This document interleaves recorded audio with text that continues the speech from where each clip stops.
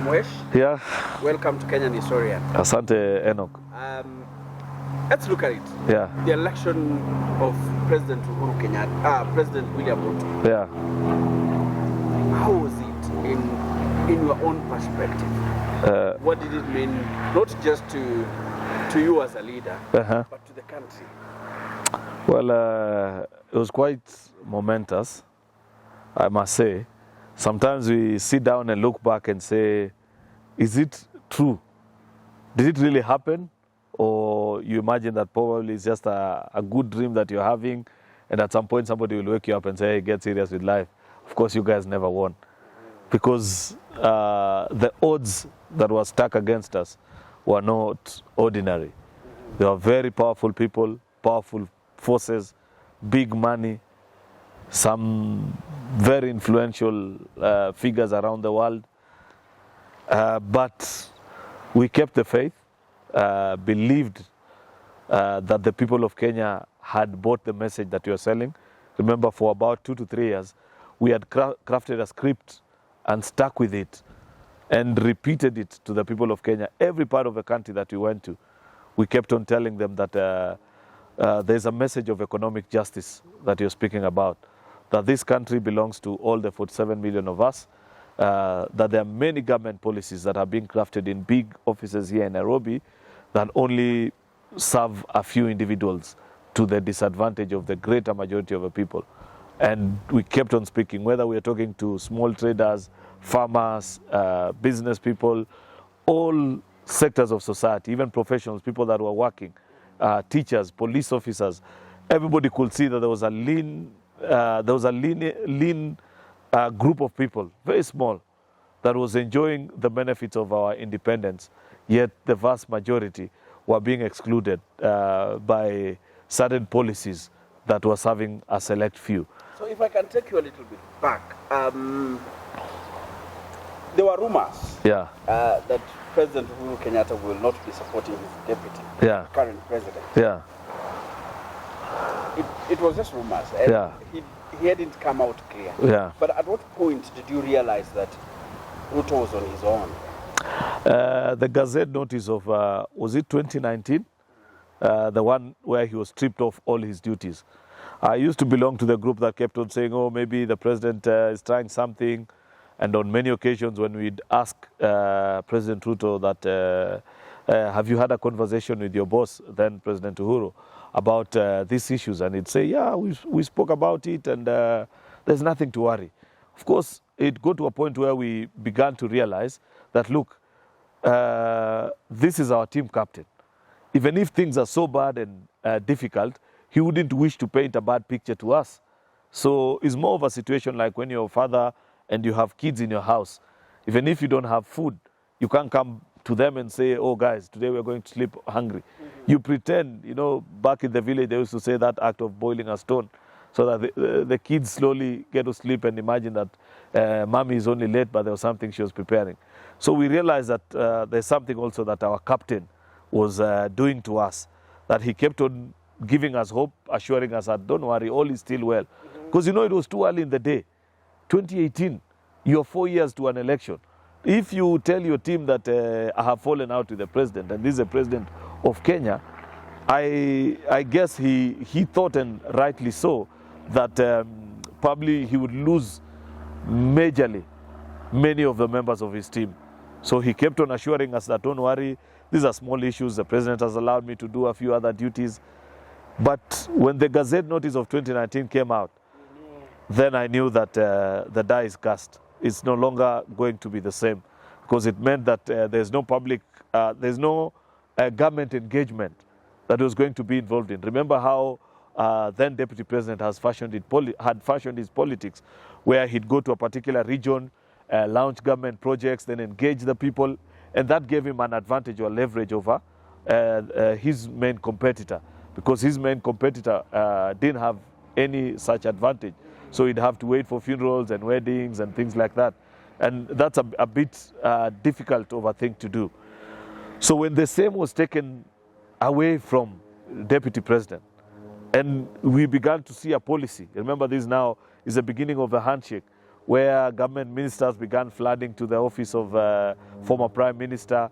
They'd invite him actually to some of the public functions to come and grace, while nobody could be seen near the current office of a deputy president. Then I began to realize, okay, I better pack my bags, strap my boots, and prepare for a long trek. But the good thing, though, is that we kept our faith and we kept on believing and saying, it's only about 2 years or 3 years to go, then 2, then 1, then months. Of course, in between, there were a lot of emotions. There were days when you look back and say, is this really going to be possible? Especially when they roped in powerful media houses. You know, you wake up and there's not a single good story about your candidate. Government institution, you go and try and seek services for your people and you're told, we have a government policy not to allow anybody who's a member of Tanga Tanga to be seen in a government office. So the whole essence was to cut Ruto off. Completely out of government services and the ability to use the same government that he had put in place to advance his cause. Because remember, what matters most in the mind of an electorate is that we know this is Enoch, he's our MP, he came, he promised us that he's going to build a TVET here, and he's been able to do it. So the government functionaries of the day, they sat down and crafted a plan and said that way we are going to make these members unpopular is by denying them the opportunity to take development to their people. And therefore, as a member, you had to make a very practical decision. And I look back at the over 150, members of parliament that stuck with William Ruto to the end, and I have to salute them. It was an act of great faith, because the minute you're seen as part and parcel of Tanga Tanga, all government projects that are in your constituency are stopped. The only thing you're left with is CDF. And that's not a very easy thing. And at the same time, your opponent, because they went to areas where you're known that there is an opponent of yours who is running against you. And they first of all, they're appointed to government parastatals. Therefore, they're empowered. They're given ability to move around and tell people, oh, the reason why this road cannot be built is because your MP is defiant to the president. You know, that's not an easy thing. But many of them, they stuck their necks out and say, we believe in what we are telling the people. Let's stay firm to the cause. And that is what got us here. One thing that stood out during the election, during the campaigning period, was the Mount Kenya region. Mm-hmm. You remember the onslaught against President William Ruto was in the Mlima. Mm-hmm. But I don't know, how did you guys manage to ensure that the Mount, besides of course people will say nominating Rigathi Gachagua as the running mate. Yes. Besides that, how did you play the cards to ensure that the mountain remained on the... I think give credit to the team that first of all the president put together, the team from that particular region. You must remember they stuck together as a team, and even when there was serious onslaught, when the then administration was raiding them one by one, sending influential people from their regions to come and talk to you, they'd have people come to your home and tell you, please desert this camp and publicly declare your support for the president, denounce this movement, and begin to sell the policies of the handshake administration and the rest. Over 70-80% actually stuck to their position and said, I am not going to be moved. And that gave us great impetus. You have got also to appreciate that our captain, now President Ruto, kept continuous engagement with that part of the country until it got to a point where those people became more familiar with him. And they said, we have listened to this guy and we think he means well for us as a community. You know, when you speak to the needs of a particular people, whether it's to do with their agriculture, economy, and these are enterprising people, there are many anti-small enterprises policies that had been put in place. You gave the promise that once we get into office, we are going to have this addressed, and social gatherings. When you are well-meaning and people can see that there's a desire to connect with them, then that connection was established, and it got to a point where, you know, politics is a lot like, I can compare it with sports. or maybe a nice movie, many times people identify with the underdog. And when you're the underdog, the guy that the big boys in town are trying to fight and put down, many people buy your story because, and it's for a good reason, it's because even the ordinary person in Nyeri, in Laikipia, in Nakuru, that ordinary person has similar struggles. There are things that they are trying to do in their life, and there are big boys or influential corporations that are stopping them. So they see your struggle. They see their own struggle actually in your own struggles as a person when the establishment comes up against you. And I think that played a big role because many people began to identify with the struggles of William Ruto in that particular region and generally across the country. And they began to help and assist. And I think that is what got him by. And it's not just ordinary citizens, including police officers and teachers and whatever. You know, I remember there were times, I think this must have been the London by-election in Nakuru, I think around 2020 or 2021. Yes. You have a DCC telling police officers, I've said I don't want to see these leaders here. Can you beat them up and disperse? Police officers were defying. It's the first time I saw and I realized that actually this thing has gone beyond just the ordinary person. They were saying, no. About the time the likes of Susan Kihika and Gikaria were locked out of... Remember, Akina Susan and Gikaria were locked out of a presidential function. You know, when those things are done, people begin to look back and say, then something is absolutely wrong. Because these are our leaders. We trust them more than the people that you have inside there. They're the ones who, when they speak, they're speaking actually on our behalf.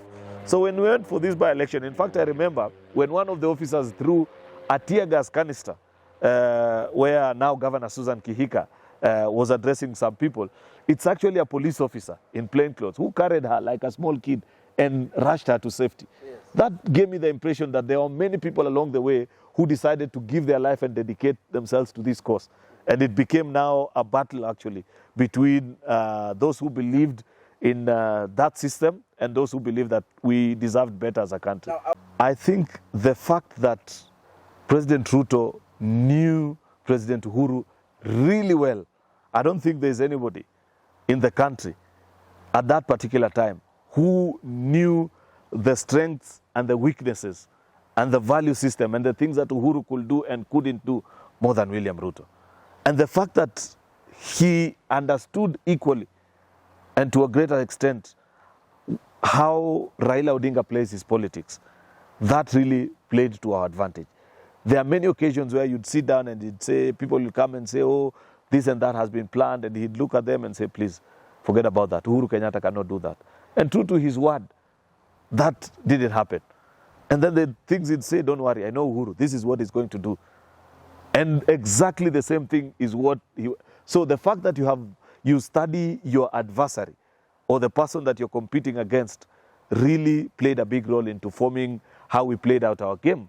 And the fact that, secondly, when it comes to the people that Raila Odinga had thrown out, and there are many that you can think, some politicians, some technocrats, some in different cadres of society, business people and the likes, it equally played to our advantage because there's a good sense in engaging somebody who believes in a mission and they want to prove somebody else wrong, more than even somebody who's just doing it for the sake of it's a service. You know, this guy wakes up with a mission saying that somebody said that I'm useless, that I could not maybe manage a campaign, that I could not give ideas that can push this country forward. And they wake up each day remembering that they are not supposed to fail and they would not allow themselves to fail.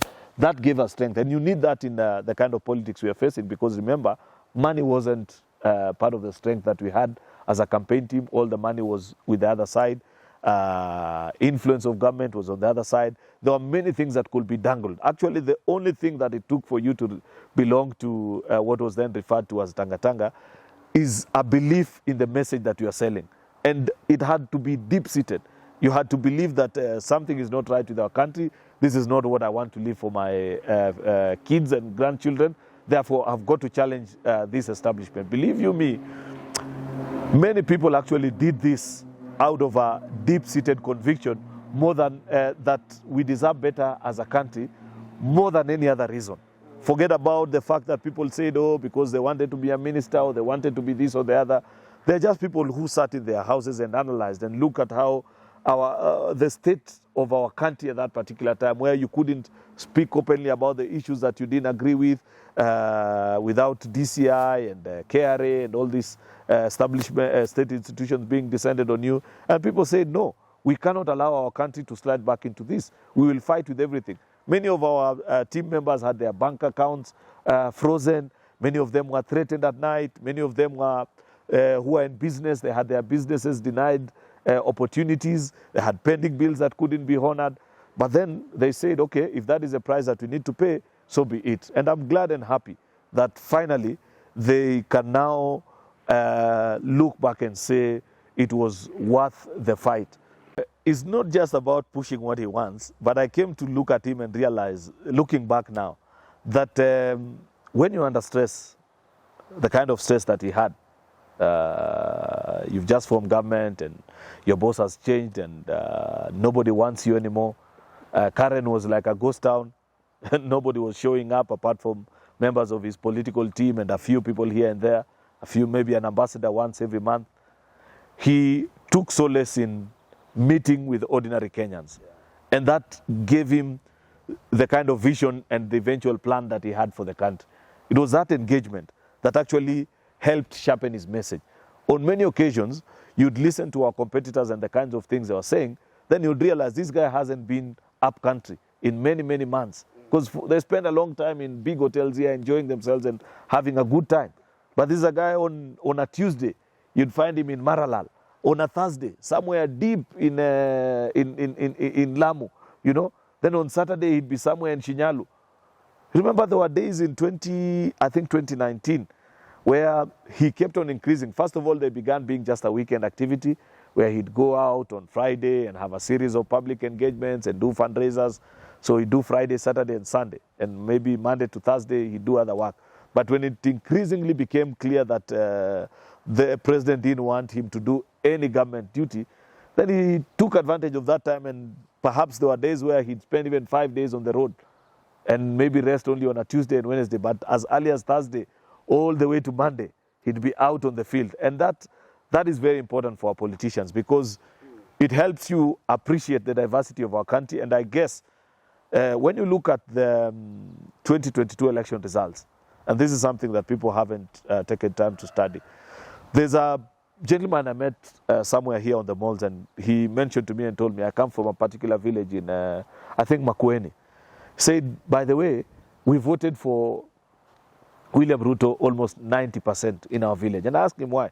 He said, of all these people that were running for president, he is the only one who had set foot in our village.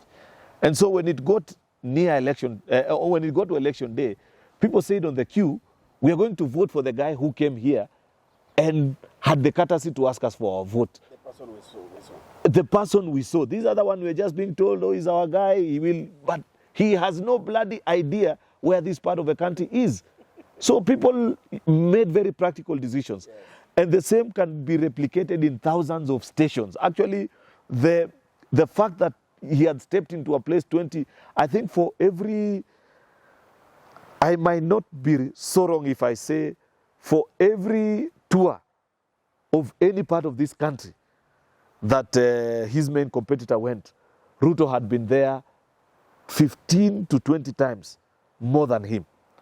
And that counts for something.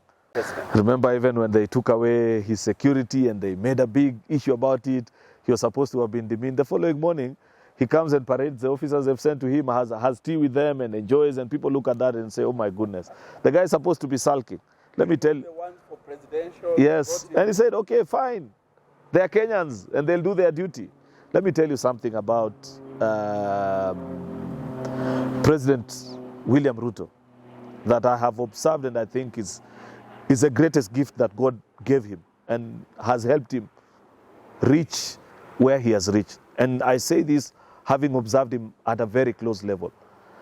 The ability to block negative energy and negative news around him is something that you wish God could grant to you as well, Enoch. Let me tell you, You sit in meetings and people paint such a gloomy picture about the situation, about what has been said, this is what is happening.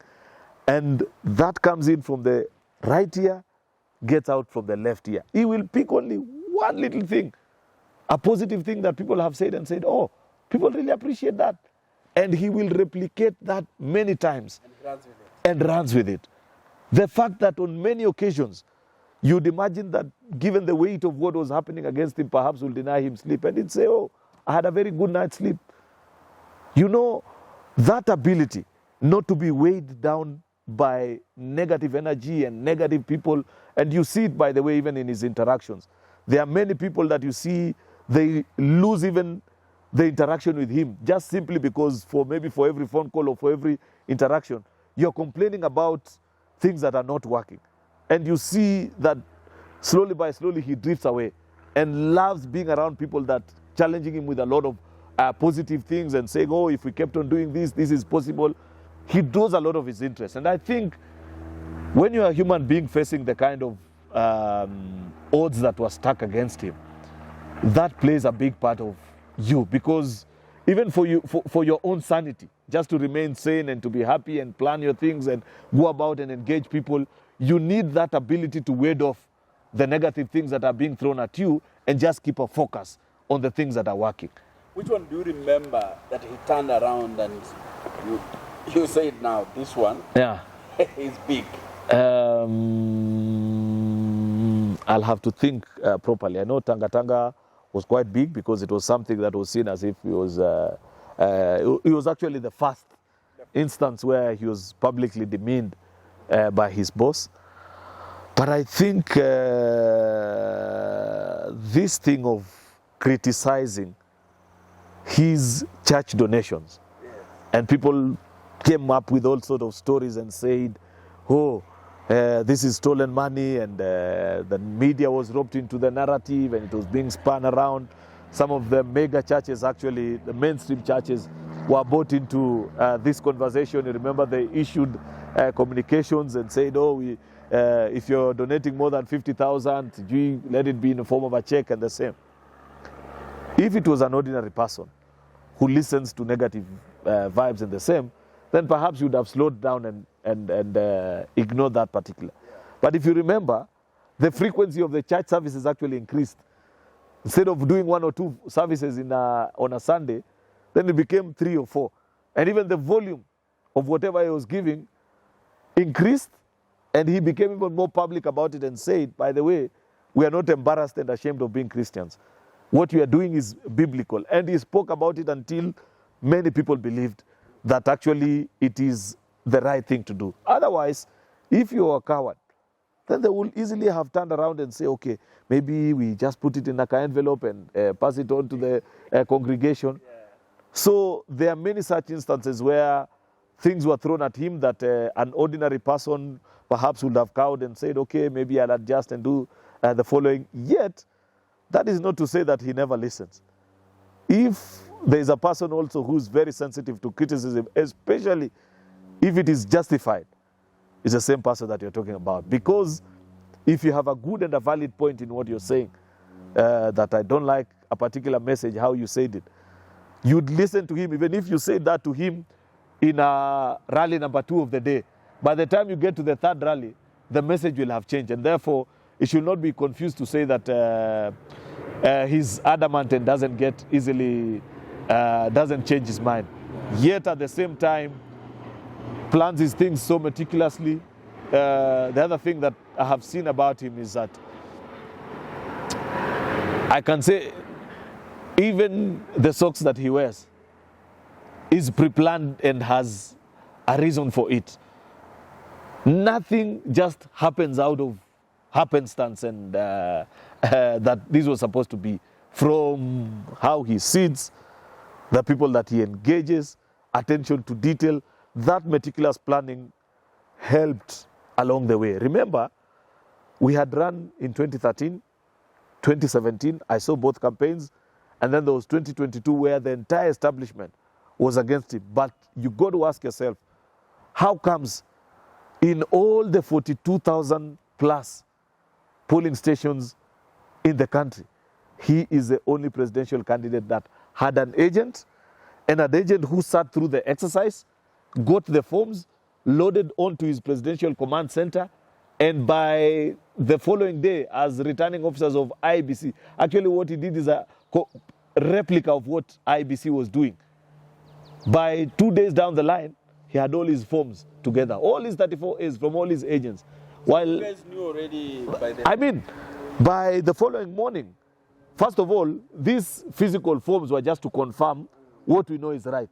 But by, we voted on the 9th. By 10th in the morning, we knew we had won.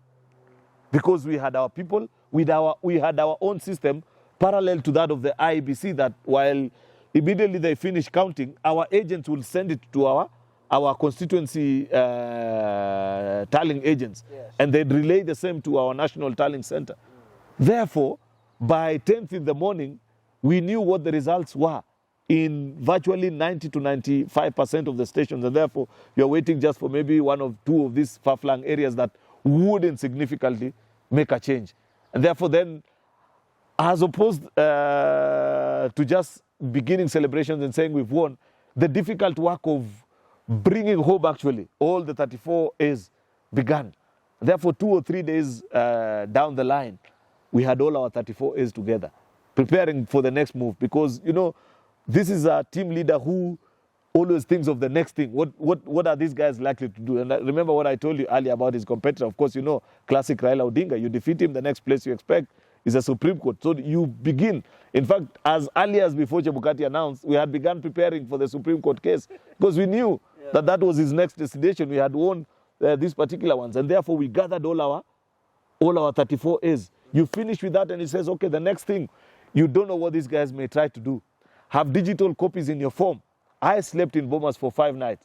In fact, I was just going home to take a shower, grab a cup of coffee and come back. In fact, the last 3 days, 11th, 12th, 13th, 14th, and the 15th that the announcement was made, many of us never left Bomas. Because the exercise that was happening in Bomas was extremely important. And this is where, you know, I look at these Azimio characters, blame trade and do this and that. Even their chief agent, that gentleman called Kachori and the rest, they really let their team down. And they should stop this blame game of saying, oh, I don't know, Sijui Junet or whoever. That team was poorly prepared for the exercise that was happening at Bomas. They came without, you've been told that you're coming to do verification. Each agent has been told, come, for example, with your own LED light reader.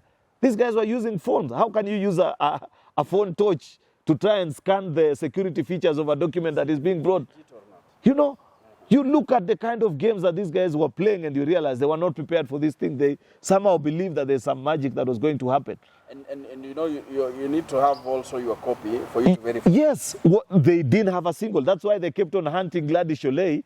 And that, oh, she has a laptop that she's feeding something. The laptop that Sholei had simply had the soft copies of the 34 A's that we have gotten from our agents. So what was happening when a returning officer comes with the forms, you verify and see this is the same copy that was read at, say, XYZ primary school. Then you move on to the next. You say, okay, this is Kilifi County, Ganze Primary School, polling station number this, and these are the number of votes. You confirm that it is exactly the same. And we did all that.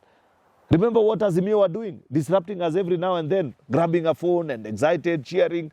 Nobody was coordinating and verifying. You know, by the time we got to verification, about 19 to 20,000 forms, and all of them were tallying, maybe with a minor discrepancy here and there, 1 or 2, and corrections had to be made because this is a massive exercise. And nothing was changing. Then we realized that this thing had been conducted in a free, fair and verifiable manner as was expected. But our competitors on the other side, you saw what they were doing. So it's about, that speaks to what I was speaking to about our candidate and his level of meticulous planning.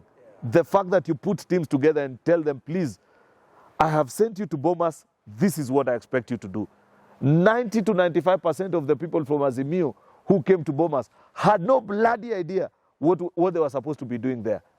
And that was the difference between us and them.